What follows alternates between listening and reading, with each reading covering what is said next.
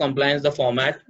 So if we can see this, it covers almost all the regulations mentioned under the CG guidelines, whether they have been performing them in a proper manner as mentioned in the guidelines, fit and proper criteria, conducting of meetings, disclosure requirements,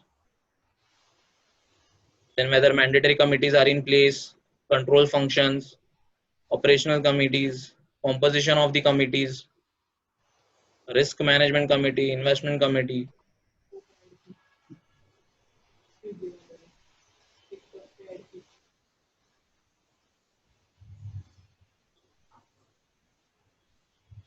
general disclosures, outsourcing, how they are outsourced, whether according to the guidelines, relationship with stakeholders, then whistleblower policy, whether everything is reported to IRDA.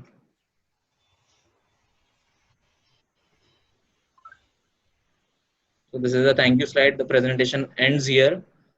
This is a video of the, so you'll come to know when it starts.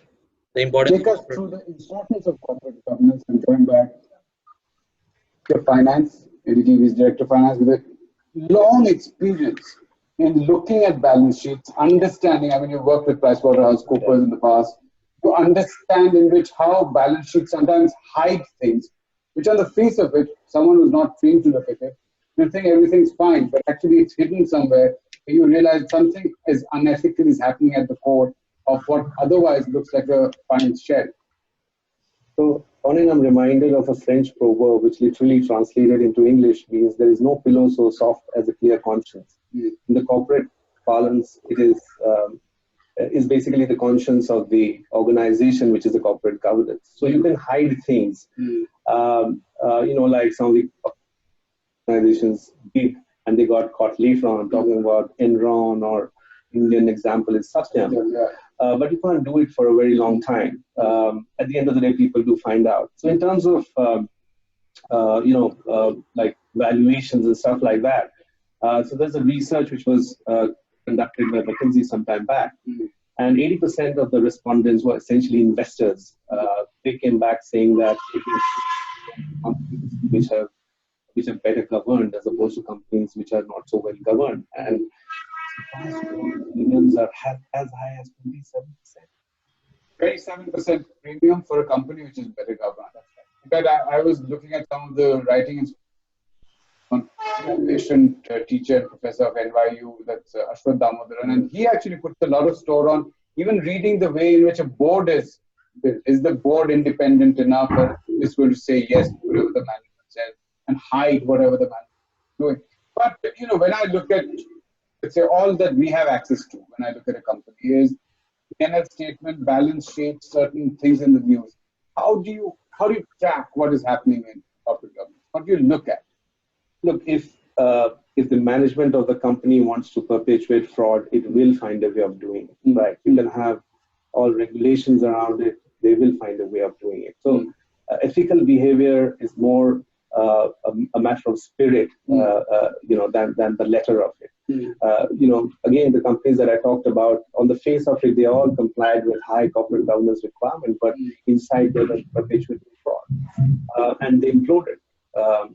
So there's a saying, and I know commonly people say that if a person if he's a chore, then surely that's a business worth putting into money. He's going to make money, but actually a chore takes away shareholder value, right? So corporate governance, who is it for? Who is it supposed to protect? Yeah. So very good question, and I can think of two parts to it. One is how do you standardize corporate ethical behavior?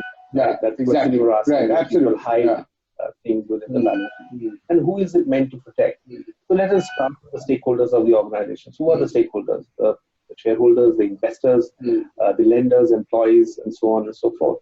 And there are certain legislation or regulations around corporate governance which are kind of built in within our system. And what are they? I mean, there are 4 or 5 such bodies. The first being the Companies Act. Companies Act lays responsibilities on the board and the management of the company. You know, how the board meeting should be conducted, how the audit committee should be, related party transactions, and stuff like that. Then there is the SEBI, which basically they have jurisdiction over listed companies and it protects investors through various regulations and guidelines. The third body is the stock exchange, the listing agreement that is there between the company and the stock exchange. That is pretty detailed. It talks about 5 or 6 key elements. One is the board of directors, because at the end of the day, who is responsible for ensuring corporate governance? Now, it's the head and brain of an organization. So, what is the head and brain of the organization? Head and brain is basically the management and the board of directors. And within the management, it is the CEO and the CFO who have an additional responsibility to ensure governance. And within the board of directors, it is the independent directors who have an additional responsibility of protecting the interests of the shareholders. So the listing agreement talks about how the board of directors should be constituted, how the board should be constituted. If, for example, if the chairman of the board is an executive director, then 50% of the board should be independent. If the chairman is non-executive, then 1/3 should be independent directors. Similarly, audit committee, which is a subcommittee of the board, and looks at financials, disclosures, and other governance requirements, should have 3 members, and at least 2/3 of them should be independent. And then there are other, like I talked about, CEO, CFO's additional role. There's a certification with the CEO and the CFO have to do every quarter, basically saying that they've reviewed the financials and the internal controls are in place and everything is kosher. And then there are reports and compliances which a listed company have to kind of adhere to in terms of in the annual report. There is one section about compliance on corporate governance. Every quarter, a report has to go to the stock exchanges, which has to be signed by the compliance officer and the CEO, which talks about all these things. So then there is the Institute of Chartered Accountants, which lays down how standards to put out your accounts. That's right. Accounting standards. So basically, the financials and the disclosures represent true and fair view of the class. And then there is the Institute of Company Secretaries, which talks about how the board meetings should be conducted. But when you start a company, let's say I started a new company, and it's still a learning curve, right? A lot of times you don't realize what you're doing is not ethical. Yeah, and that is what you should not do. And as I said, it is the spirit of governance which is more important than just the letter of it. So basically, are you asking whether legislation can enforce ethical behavior? I'm taking the case of, let's say, the Welspun. You know about the Welspun controversy, where they appear to have sold what they call Egyptian cotton in bed sheets and stuff to Target, and it's really costing them. There are 2 class action lawsuits which are coming in. Now, it's still not clear whether they knew about it. It's not clear whether they were misled by their suppliers.